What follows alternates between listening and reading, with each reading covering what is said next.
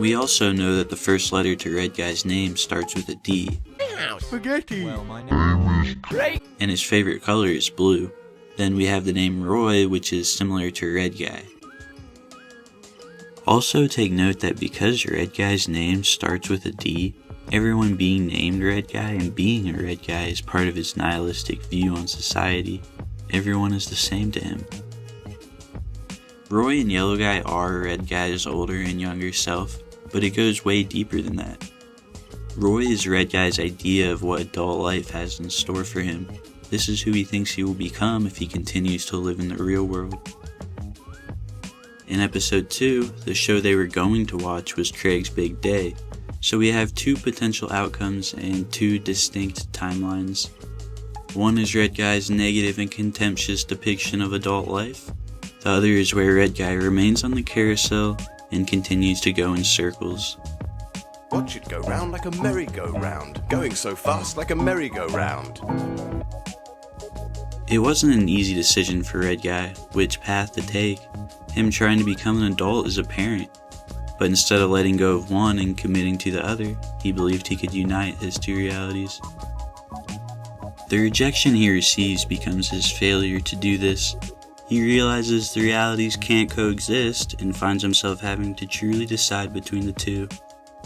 It seems Red Guy was still convinced his friends were real, but as he drops the mic, it starts to become clear to him that he's hallucinating. This allows him to identify the show as a construct of his own imagination.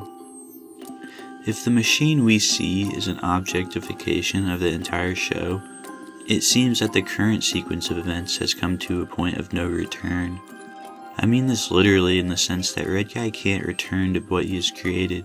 His younger self has been effectively traumatized, the duck is dead, and the entire reality is unstable, on the verge of meltdown. His frantic attempts to restore order only make things worse. Red Guy can't go back knowing he himself had orchestrated all this. His critique of the modern world had corrupted his own ability to cope within it. Once it starts to become clear that he can't revive his fantasy world, Roy grows ever more close. The ghost of Red Guy's future self has come to take him to his monotonous destiny, his only remaining option, membership to the modern world.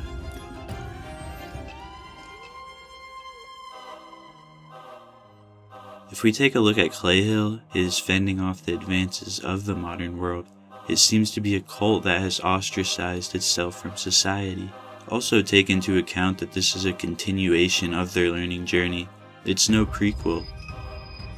I think the first 6 episodes of Don't Hug Me I'm Scared are complete in and of themselves. However, I think this summary of the pilot sheds some light on Red Guy's final decision.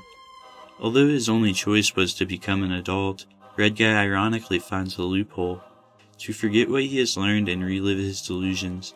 Instead of leaving his fantasy world behind, he chooses to unplug and reboot it.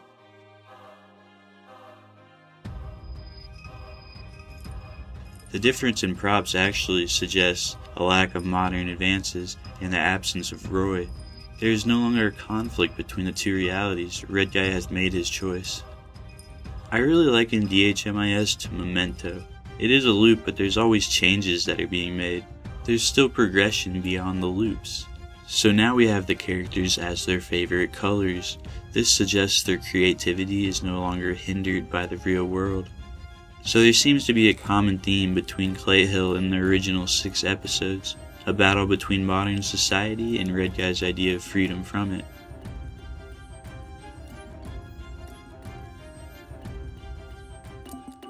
He has contrived teachers who are one-dimensional and antagonistic.